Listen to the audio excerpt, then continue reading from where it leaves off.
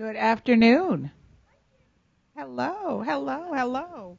Well, I have to start by acknowledging the sixth panelist that is with us as well, who is going to steal the show. Miss Amina is with us as well, so want to make sure she gets her introduction.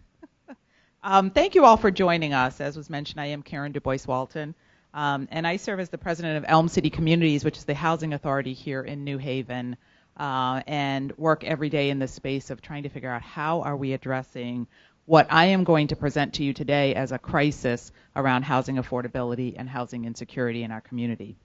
Crisis is known as a time of great difficulty, trouble, or danger. And so I share that because I want to bring you into the concept of this as an issue of crisis in our community. The fact that there are people each and every evening who have no place, literally, that they can call home and are creating a space somewhere in our community. And while we're certainly going to focus on per the point in time count, which is a count of homelessness in Connecticut, we are seeing homelessness rise for the first time in 2022 after a period of actually making some progress in this area. And in 2022, we saw the numbers rise by about 13%. And we certainly can account for that for a number of things that include a global pandemic, but it's in the context of larger issues of housing unaffordability. But we're also going to speak about the thousands of people who are dealing with housing insecurity. And so while we'll speak about those who are literally unhoused, we're also going to talk about families who worry each and every day about how they're going to maintain their housing because of rising costs. We're going to talk about housing insecurity as related to making choices around housing, where the choices are really in terms of poor quality housing, where they are making choices around living in spaces that are overcrowded, and in neighborhoods that are really fighting back from years and years and decades of underinvestment and families who are making choices around living in unstable neighborhoods. So we're going to dig into all of this today with this amazing group of folks who've joined us as our panelists. But I did want to do a little ground setting with us all, so we're talking about the same sorts of things, because we're going to throw around some terms up here that may be familiar to some and may not be to others. So I've already mentioned that we're going to be talking about those who are experiencing homelessness. We may call that families who are unhoused, might be a term you hear us use. We're going to be talking about housing insecurity, as I've mentioned. We're going to talk about cost burden, the amount of money that families are using out of their everyday household income to afford their housing costs. And we're going to talk about that as cost burdened if families are having to spend more than 30% of their income toward their housing.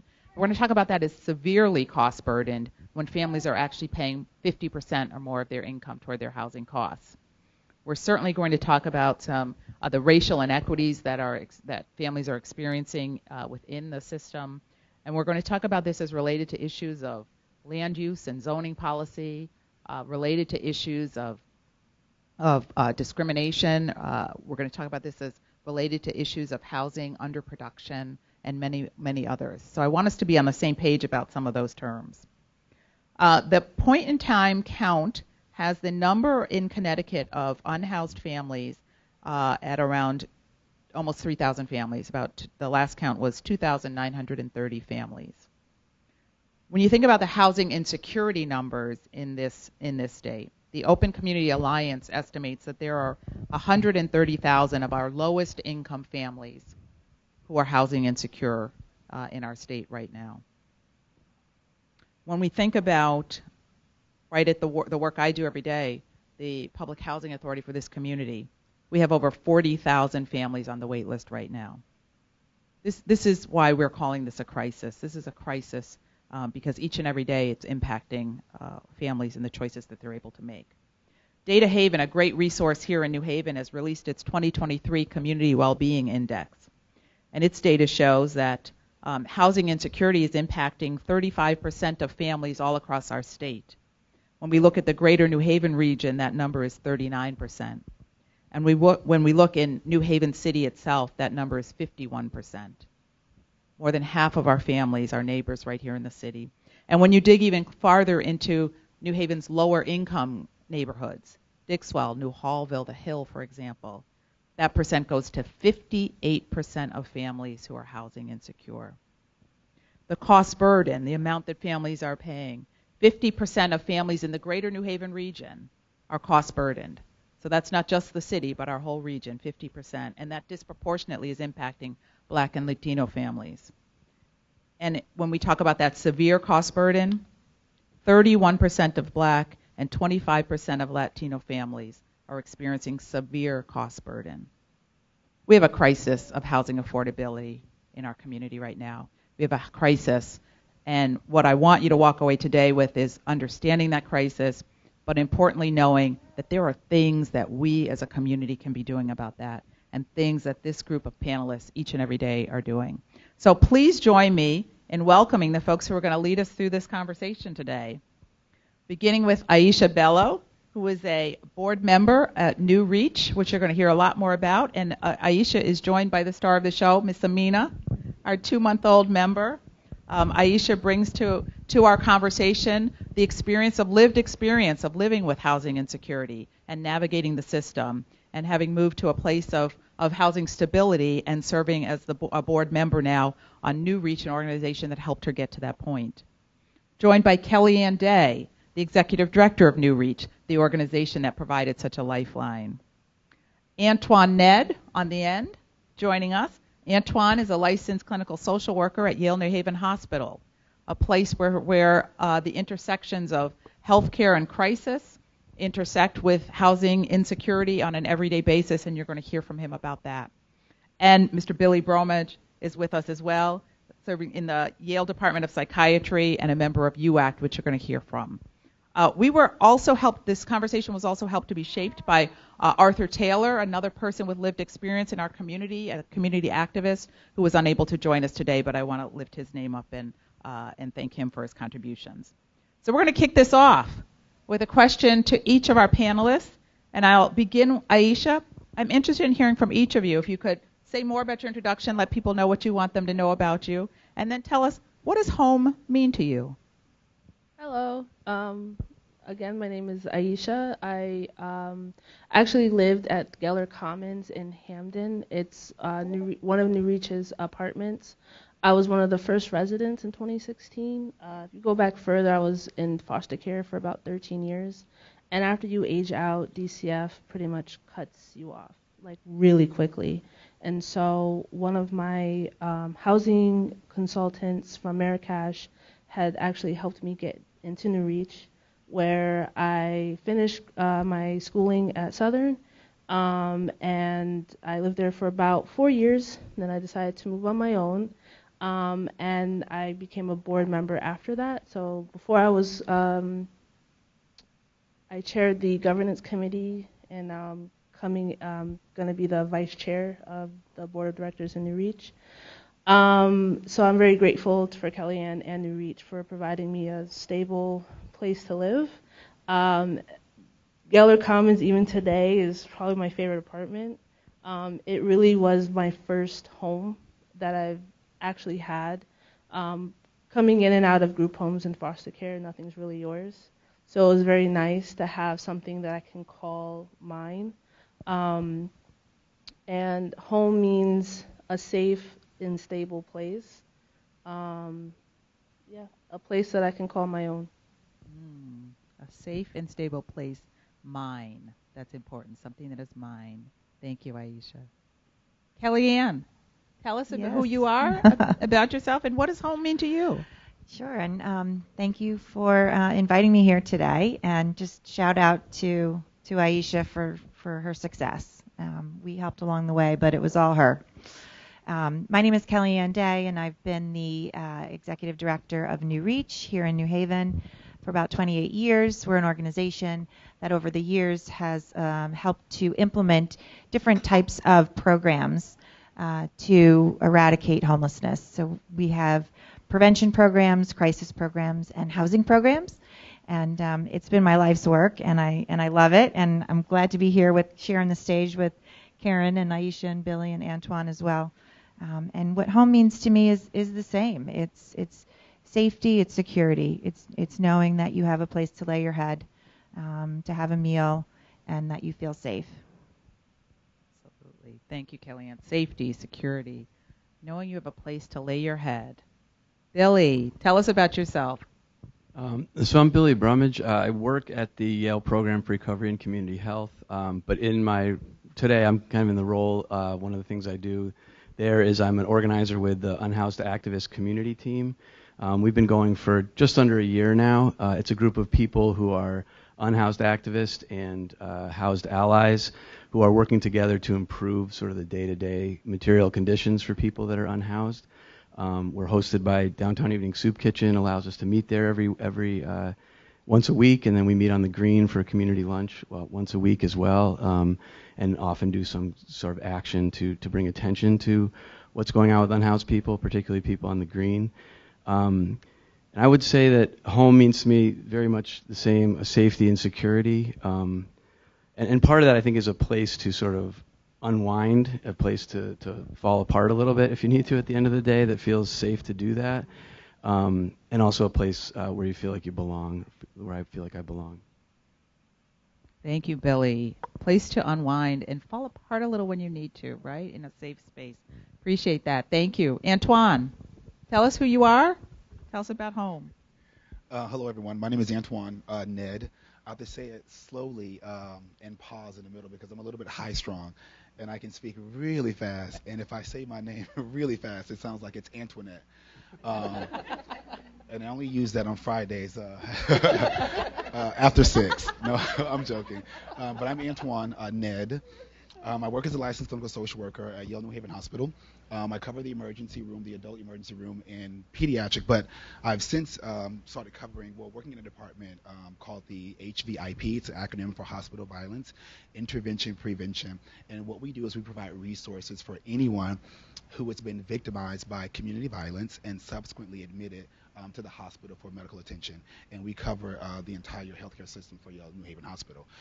The population, it looks like individuals who have been victimized by violence, such as stabbings, gunshots, physical assaults, sexual assaults, intimate partner violence, domestic violence, sex traffic, and labor traffic as well.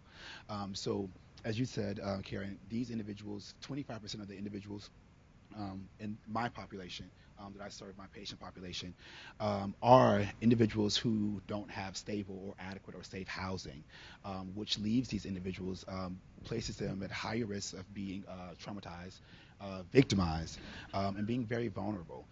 So to answer the question of what home means to me, home means everything. I think that one can navigate and traverse the world, one can experience a trial or tribulation, knowing that no matter what happens, you always have a place to come home to. And how do you exist in a world when you don't have that? So for me, I don't know how to describe it in just 1 or 5 words. It encompasses everything. There's no place like home when you've had a bad day. Or you're not feeling well, or somebody made you mad, or anything, no matter what, there's no place like home. There's no place like home. And I stole that from 227. I could sing it, but I'm not going to sing it. But that's exactly, thank you. Thank you all for setting that up this way, because this crisis around housing affordability or housing unaffordability and housing insecurity is certainly impacting us here in the New Haven, greater New Haven area. It is an issue throughout Connecticut. It is a national issue. It's an issue that reaches headlines, and you see in media coverage. The West Coast has been a place where this conversation has been happening. But it also happens in ways that are less visible in our community. When I talk about the percentages of people experiencing housing insecurity, some of this is what you see walking down the street, spending time on the New Haven Green, watching media. But a lot of it is also things that are much more hidden and things that you may not see as well. And we want to surface some of that as well. So maybe starting with Billy, tell us, what do you wish people better understood about people who are experiencing homelessness and housing insecurity? Yeah, so I guess as I was thinking about this question, I think one of the main things that we try to emphasize with UACT is that 2 things, is that people that are unhoused have the same rights as anybody else in the community. So that's really our focus, is that people have the right to be a place that they need to be to feel safe. A lot of that life happens in public, and that is a really challenging situation for people. I guess I also would want people to understand, and I think we'll get into this a lot today, that it's not about individual situations. So often people that are unhoused, particularly people who are unsheltered, it gets reduced to somebody having personal struggles, personal demons, that kind of thing. And while people do have a lot of personal struggles, so much of being unhoused and unsheltered comes down to larger factors that are impacting their lives. And so when people say, for example, in the world that I operate in a lot, is in mental health, people aren't dealing with their mental health and not looking up at a mental health system that is really broken and doesn't really respond very well to most people. So I guess I'd want people to think about that when they're talking to somebody that's unhoused or going, often, probably not people in this room, but when you're in those conversations with others, to really challenge that idea that it's somebody's individual faults that have led them to be sleeping down on the green in the evening or whatever it might be, that they find themselves unsheltered. Thank you. And we are absolutely going to get into the systemic and structural issues, because we have got to reckon with the fact that we live in the wealthiest nation, in one of the wealthiest states, in a region of great wealth, and yet have people who are experiencing this. Aisha, what do you wish people understood more about housing insecurity and homelessness? I think I will actually second Billy on that.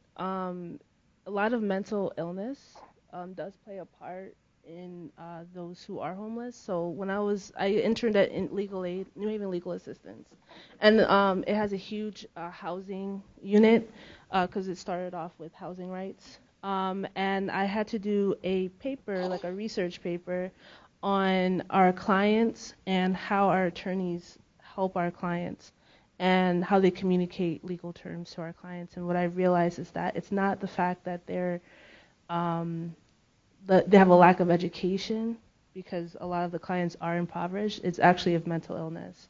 A lot of them are incapable of advocating for themselves. So a lot of the cases at Legal Aid where they would get evicted because they might not understand rent, or they had an issue with payment and the landlords would evict them. So I think having more compassion towards those who are dealing with mental health, maybe a mental health illness that is affecting their ability to live on their own. We believe that, you're an adult, you should be able to take care of yourself, but that's not the case for everyone. My biological mother, actually, she has a brain aneurysm, so she had a third of her brain taken out. So she's incapable of actually taking care of herself.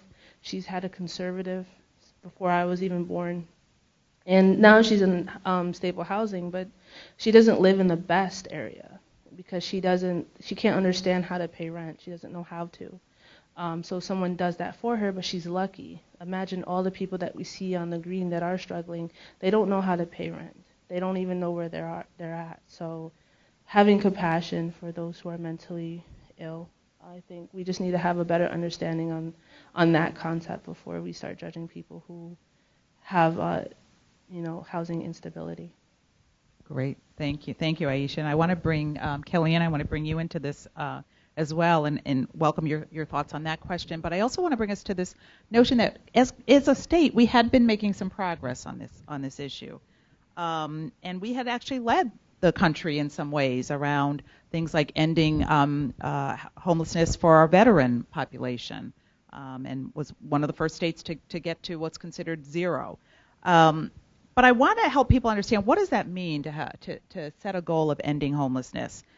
Is that something that we can strive for and set as our goal, and help people understand a little bit more about sort of Sure. what's happened? Yeah, so the issue, when you hear the term ending homelessness, many people think, oh, that means I'll never see a homeless person on the green again, or no one will ever experience a homeless crisis. But if you think about it, that's like saying we should close emergency rooms, that there'll never be an emergency that will need medical attention. We don't talk about closing emergency rooms in the same way we often talk about closing homeless shelters. when we define ending homelessness, it's really a three-part system. We need to prevent people who are vulnerable and housing unstable for entering the crisis system when we can. If we can go upstream and we can help people stay housed, stay stably housed, give them the services and the support they need before they enter the crisis system, that's the first part. The second part is having crisis systems that can step forward and take care of people when they are in crisis, that are culturally competent, that are respectful, that are compassionate, and that are working to help stabilize folks so that they can then take the next step, which is the third pillar of ending homelessness, which is having an exit strategy from crisis, having an appropriate housing solution. And that may be different for everyone. Some folks need supportive housing, which is defined as affordable housing with services. And that'll help folks, very often those folks with the mental health issues. It'll help them stay in the community and stay stabilized and thrive. Other folks need maybe a shorter term help with affordability of housing. And I can tell you that these interventions are why we were seeing progress for so many years in the state of Connecticut and in other parts of the country. But what has happened is that because of a number of factors, one of which is that we just have not been developing enough affordable and supportive housing, that we are now really at a crisis point where many people are in the crisis system and they cannot find an exit strategy. And COVID has frankly caused a lot of folks' housing to become unstable. So upstream, folks who were stably housed are now in a position where they are finding themselves right on the brink of that crisis. So I would say that we have the interventions and we have the tools. We are just under-resourced for solving that problem. And again, ending homelessness is about making it rare, brief, and one time only, if at all. Rare, brief, and one time only. When we're talking about ending homelessness, that's our framing for this, right? So homelessness is ultimately a housing issue, right? I want to get into the factors here that are driving this, because it is, as we think about what's visible might draw us to think that we know what the causes are. So we see somebody unhoused on the green, and they visibly appear to be dealing with a behavioral health issue, and we may jump to this connection that the solution is simply about getting one person connected to treatment, right? But Billy, you've already introduced to us that we have to get to the sense of looking at the structure, the systems that have created the situation we're in right now, if we're going to target the right kinds of solutions. So I really want to bring maybe Antwan first, and then Billy in to walk us through some root causes. What are the root causes of the lack of housing that we have that's creating homelessness in our community? Well, I mean, it could be a myriad of different things. I think each case, each situation is very different. I'm seeing as of late a lot of individuals who present with housing insecurity are like normal, regular families that work 40 hours a week. Intact families, having two parents. But as of late, the many people will have a rental agreement, a lease, and at the end of the lease, the landlord is now telling them that the rent is going to be increased $500, $700, and if you're already like living paycheck to paycheck, trying to find a means to an end, you're just barely able to afford the $1,000 that you're paying for rent. Not to mention, like, you're already behind on like maybe a light bill. Trying to get food, adequate safe food, or you have a car, and if you have a cash car, you don't have any payments, but you got to pay taxes on that car, gas, car insurance, so all these things, and all of a sudden this $1,000 that you was paying is like, it becomes a bit far-fetched, and now you have a $1,500 rent, and that's like, no way I can do this. So I think having people understand that people who look just like you and you and you and you are now individuals who are faced with housing insecurities. It's not the person who is standing at the stoplight or the stop sign holding a sign, or someone who may be like living under a bridge or in a makeshift tent on the green. These are people who work full-time jobs with benefits. And I think also humanizing some of the situations and factors that act as barriers, like mental health, for example. Having a loss of housing by some can be seen and perceived as a traumatic event. And anytime you've experienced trauma, for example, if you've ever been in a car accident, and the next time you get back in the car behind the wheel, you're like, you're braking like 15 cars before, or you're just really kind of anxious, a little bit nervous, really like hyper vigilant. So the same thing happens when you have all these things coming in, these bills, or a loss of employment, a loss of job, a loss of relationship, and that income goes out the door. Your fear of losing your housing can be another traumatic experience. And what do most people do in the face of trauma? You freeze, you get stuck, and so you do nothing. You may have a little bit of depression, but now that's like up times 1,000. So now you become like immobile, like you're stuck by this barrier. And so humanizing these things and like seeing people for who they are, where they are, and understanding that it could be me in that same situation, I think will also assist. But we need more resources. We need more interventions. I've never met anybody in my work, and I've worked from Florida all the way up to Massachusetts, everywhere in between, from Georgia to Texas and everywhere in between, and I've never met anyone who woke up and said, you know what, I want to be homeless, and I want to live and exist on the poverty line or, on the margin. Absolutely. I'm going to come to you, Billy, but I just want to underscore, when I talk about homelessness as a housing issue, right? Did everybody get their raise at their job this year of 22%? Everybody got that this year? But your housing costs, if you're a renter, rent went up by 22% from 2020 to 2022. 22% increase in rental costs. Home prices went up 32% if you were seeking to purchase a home. So in large part, right, housing unaffordability is a system of income not keeping up with the costs of housing.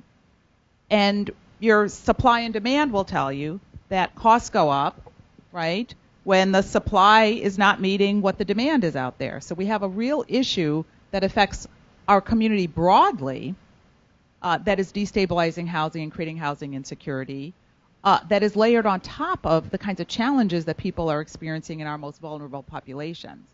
Billy, what else do you want us to know about root causes of homelessness? And I guess I want to speak, thanks Karen, I want to speak, I guess, more to what UACT members, people that are unsheltered, that are, some people have not had the one-time experience of being unhoused. It's been sort of a circular thing, a revolving door kind of situation.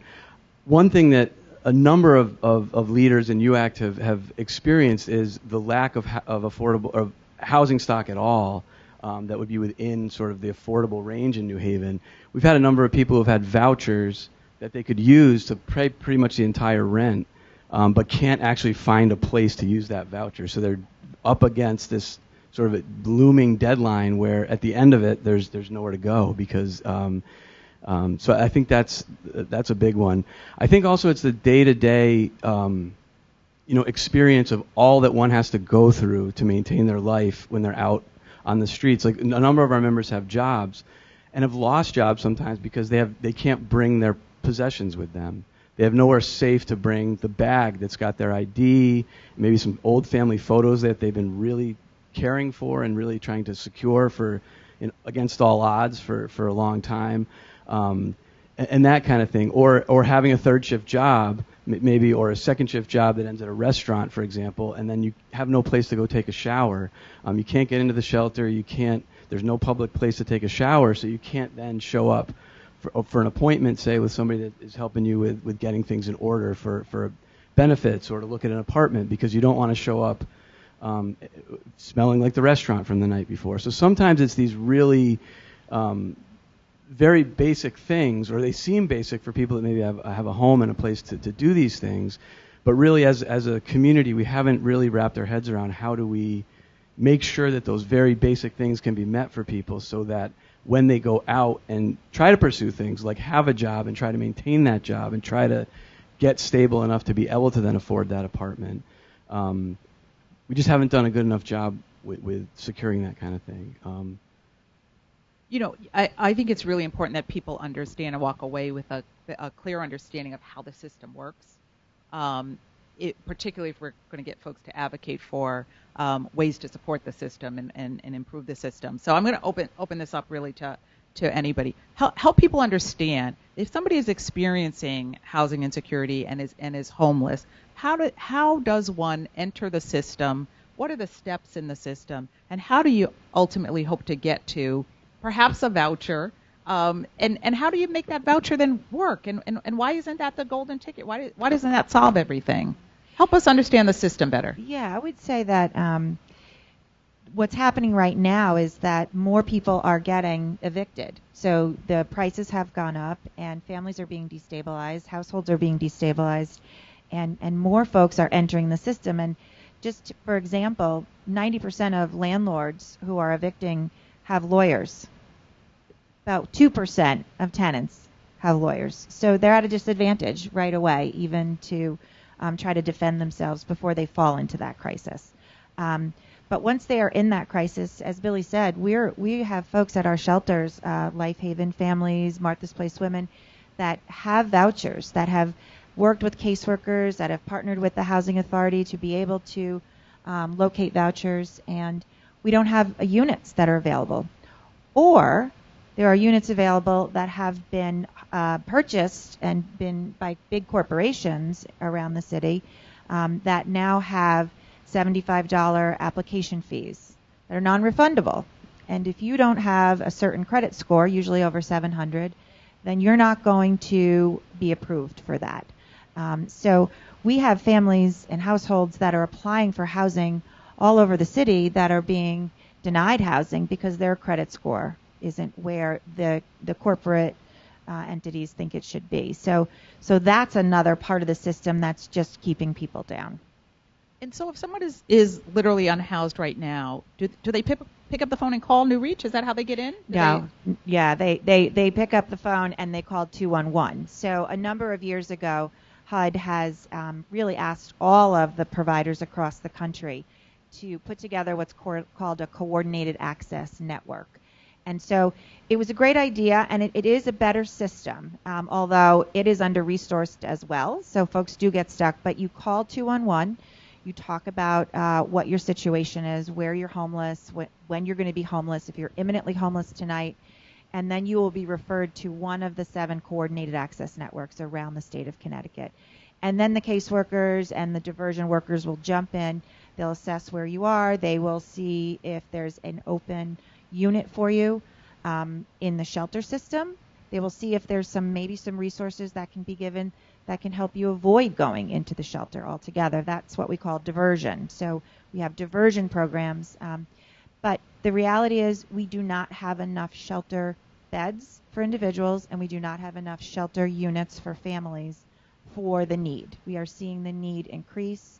The needs since March of 2020 for families who are requesting shelter, who are identifying as homeless, has gone up over 100%. And so we don't want to build more shelters.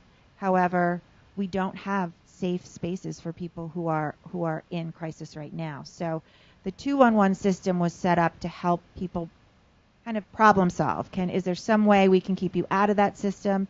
And then if you do end up in the shelter system, how can we move you out? And so the interventions include a program called Rapid Rehousing that again helps with subsidies as well as services, and then permanent supportive housing for folks who have more chronic and persistent mental health issues. But again, as I said earlier, we have these great interventions that are working. We just don't have enough of them to meet the need. And the need just continues to increase on the system.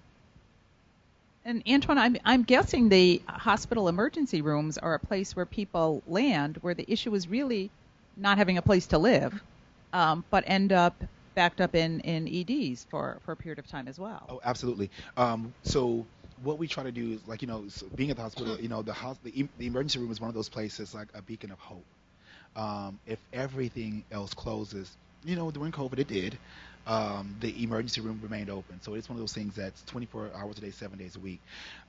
So we really try to work closely with each patient, each family. Unfortunately, if one presents to the ER and there's no medical need to keep them, if that person is of sound mind and body, safe, healthy, does not have an acute mental health diagnosis, is drug free.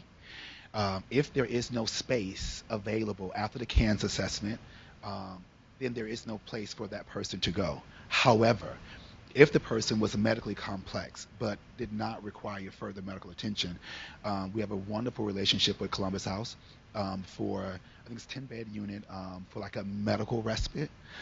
If there's a domestic violence type of situation, we will divert to the Hope Center Family Justice. I think I may have butchered that name, but the Hope Family Center Justice, something like that, or the Umbrella Center.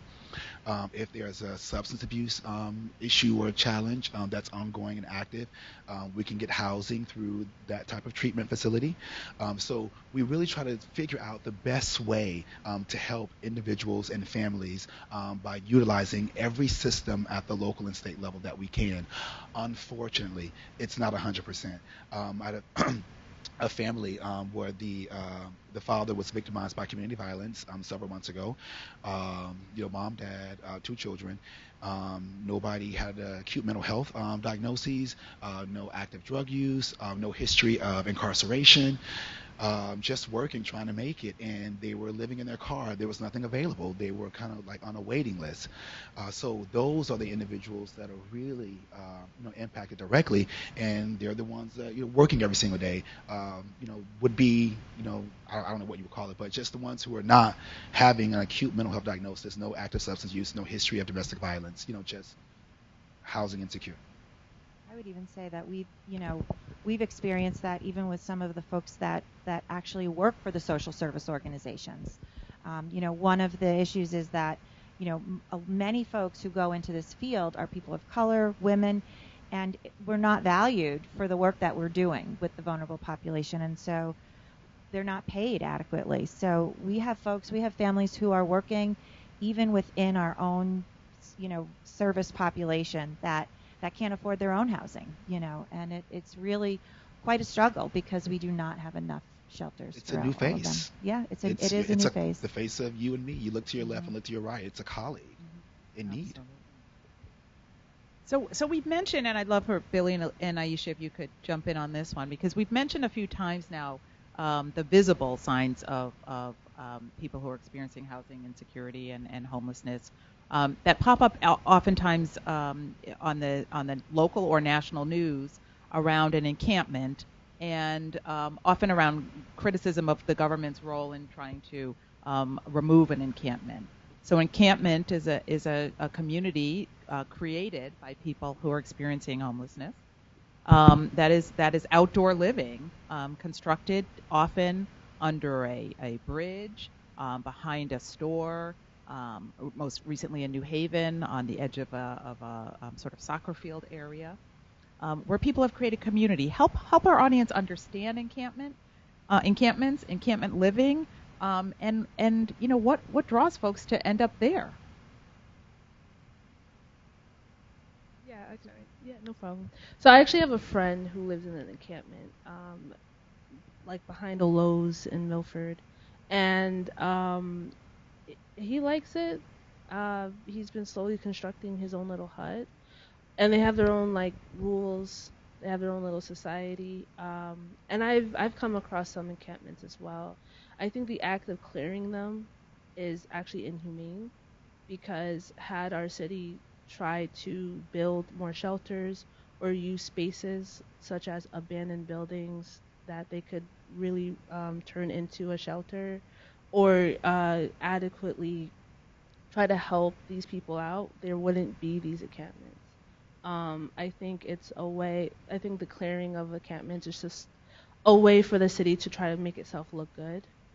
They don't want to have, a shanty town somewhere where a tourist or someone might see it. I think it's just a way to put makeup over the struggle, how our city's struggling. It's just for looks. But I feel bad because my friend does have COPD. He has leg problems, so he shouldn't live in those conditions. And a lot of people who live in those encampments do have medical conditions. They can't work anymore, but they are not qualifying for disability. So they live off food stamps or whatever cash assistance that they get. And they live in these communities that may not be the best for them, as sort of like maybe the people they shouldn't be around, or like the environment. He is exposed to harsh conditions, so when it rains, I actually have to text him, see how he's doing in this rain. But, you know, in Connecticut, it snows. So it's one of those things that we really have to look into. Why are we tearing down the only chance for people to have homes if our city's not adequately housing these people, or at least putting up funds that can help adequately house these people? Yeah, I absolutely agree with that. I think that was, yeah, said so much of it. You know, and in New Haven here, there's the encampment, that the West River encampment, Tent City, as people that stayed there were calling it. And I agree that when there's not options for people, people create their own options, and those are an options of, like we talked about earlier with home. It was safety and security. It was people who knew you. It was people who would look out for your stuff if somebody that was unknown came into the encampment. And I agree there's people make rules. They're not, not always followed. It's not like, there's enforcement of it necessarily, a way to do that. But there's a certain degree of agreement that makes that a community for people that felt safe at Tent City. And I also agree that I think the city is in the process. It's mysterious to me, but to make it look good, but it really doesn't look good to be throwing people out of a place that's safe. I mean, what you're talking about with people being medically in a situation, or sometimes people having somebody that comes and provides maybe psychiatric help or that kind of thing. As soon as an encampment is disbanded, all of a sudden then it's harder to find the person. It's harder to find, sometimes people have cell phones that are month to month, and it's just, you're not able to reach the person. So all of a sudden somebody who at least had a trusted place to meet someone who was helping is now sort of scattered, and there were a number of people that were at the Tent City on West River that happened to, that really, lost some of the support they had in moving in the direction that they wanted to in their life, because they were disbanded. And encampments really are from two people in a park someplace, or one person that finds a little hidden place, maybe down by a river or something in a park. To I think we could define right now that the biggest encampment in New Haven is Union Station. There's probably 50, 60 people that stay there every night. And the DOT is threatening right now to throw them out. And it just brings up the wisdom of taking people out of a place that they've identified. And obviously no one wants to stay at Union Station and have somebody, I feel terrible for the guards that work there that have to knock on the wood next to somebody as soon as they fall asleep.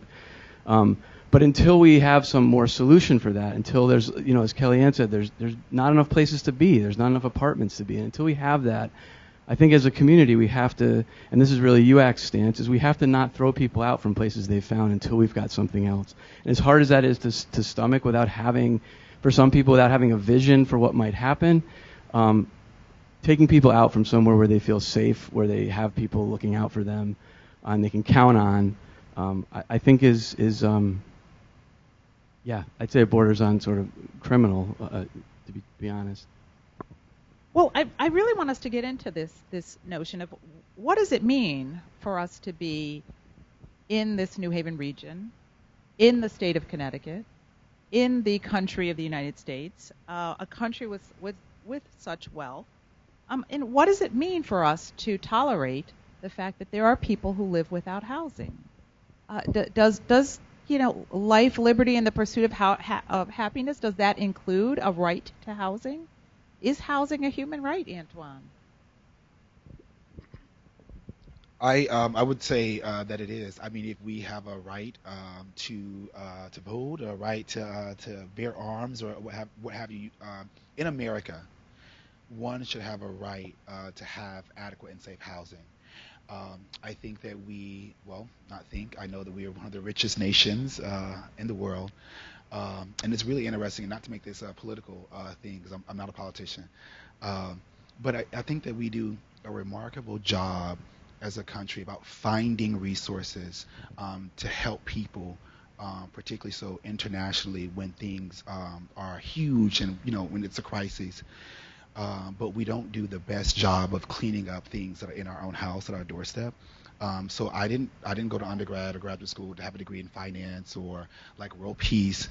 So unfortunately, I don't have like a formula to how to to route the finances of America, to have a line item for But what I do know is that there's some very smart people in this country that do some great things, and I think that we can really, really get on the same page. Where housing is a human right, then this is something that we can address. James Baldwin, who is like my favorite author in the whole wide world, says that millions perish. I'm sorry, he said this, that millions perish around the world every single day from a lack of love, but no one in the history of mankind has ever died from too much of it. And I'm not saying that we have to just go around and hug everybody and I love you, but if you can just exercise a little bit of empathy of what it must be like to be in someone else's shoes in terms of not having adequate or safe housing, then maybe that would be enough to get us on the same page where housing is a human right. And Kellyann, did we begin to approximate that during the worldwide global pandemic? A notion of investment in the homelessness system and such that people might get off the street?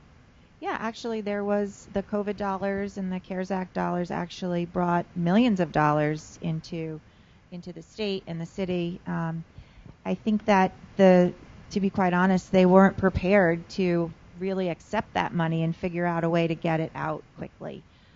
It did help. It did provide some support. I also think it highlighted, especially with the vouchers, there were a number of vouchers that were available, but it really highlighted the fact that we haven't been developing affordable housing over the past 4 or 5 years. It takes years to develop housing. And so if we don't have anything in the pipeline today, we're going to be even behind even more in a few years, and we haven't had anything in the pipeline. So even when those resources did come, it was a struggle to find. And to be quite honest, those resources are ending now. So we, the providers, are talking about the cliff.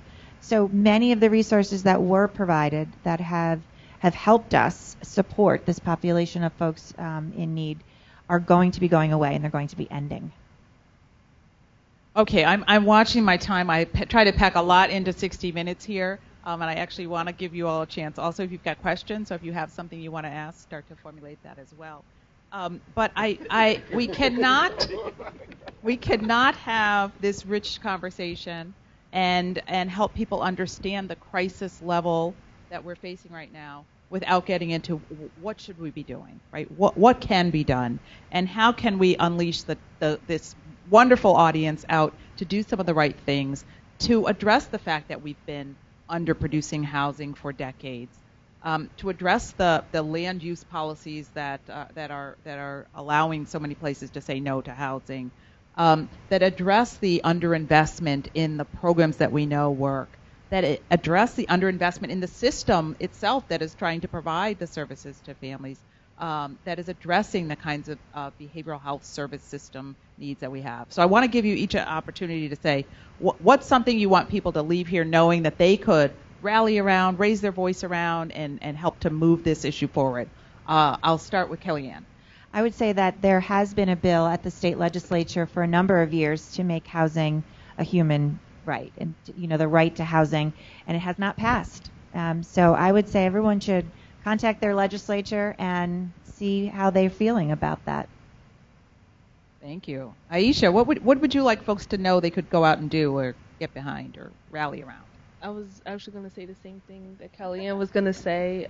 It really starts at the legislation level, but also donate to shelters, to various nonprofit organizations, not just New Reach. You could also help.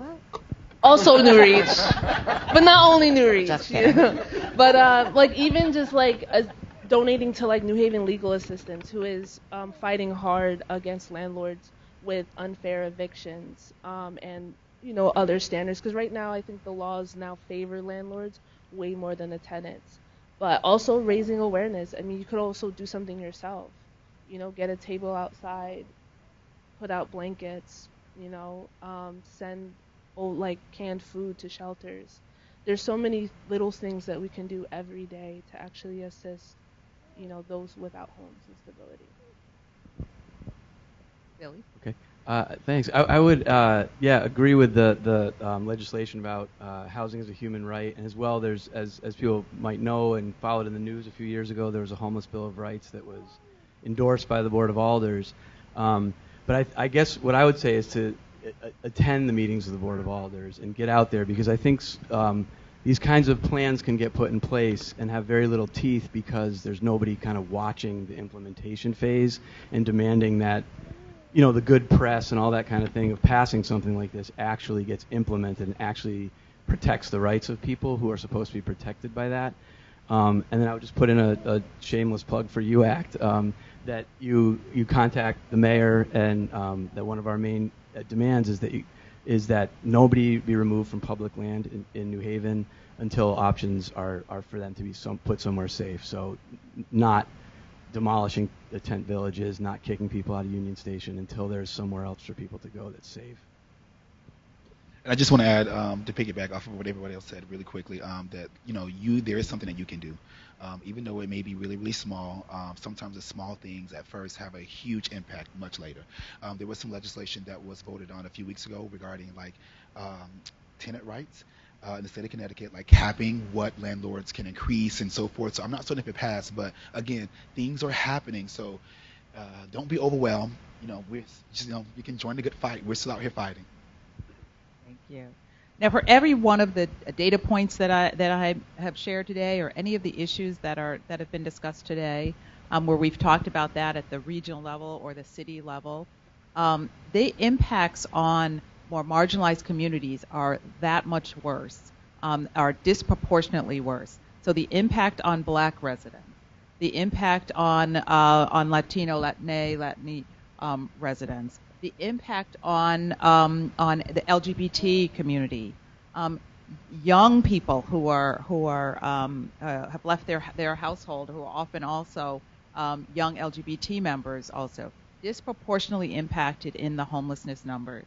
And as we think about the title of this program about social equity, and we're thinking about equity and broadly racial equity and more broadly, we need to think about whether our interventions are actually being targeted to reduce the racial disparities and the other disparities experienced by marginalized groups. How are we doing as a system in Connecticut, in the greater New Haven region, about orienting our work through a racial equity lens, through a social equity lens, to improve our system outcomes so that we close those disparities while we're on the path toward ending homelessness for all?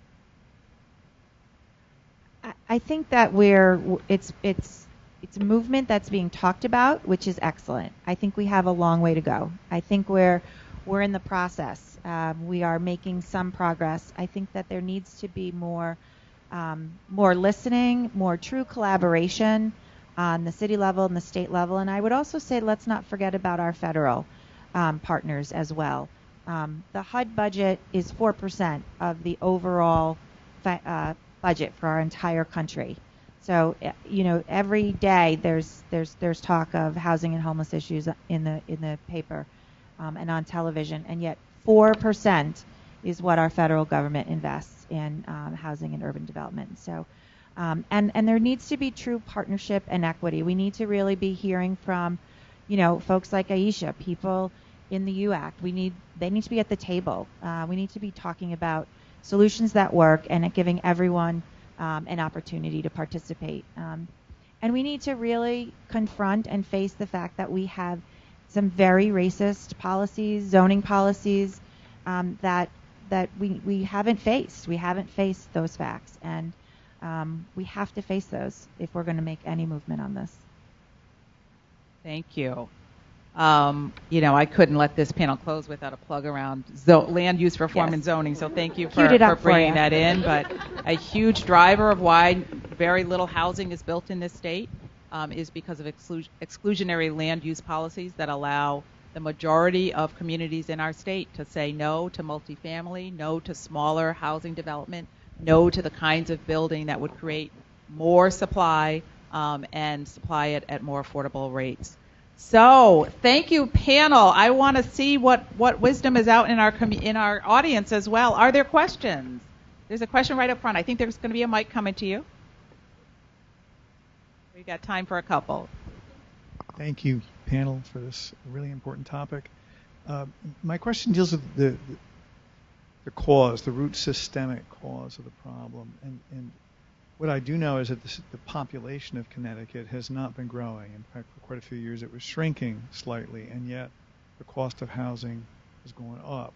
So what that tells me, what it implies to me, is that the developer has learned they can make more money with higher rents and renting homes to wealthy people than they can to poorer people. And that poses the problem of how do you incentivize the private sector so that they can make as much money with lower housing? First, I want to know if that's correct, because we either need to incentivize the private sector or provide housing through the public sector for the lower income folks, right? Because what I know when I was in the 80s, the deal was find a house and figure out how to raise the rent.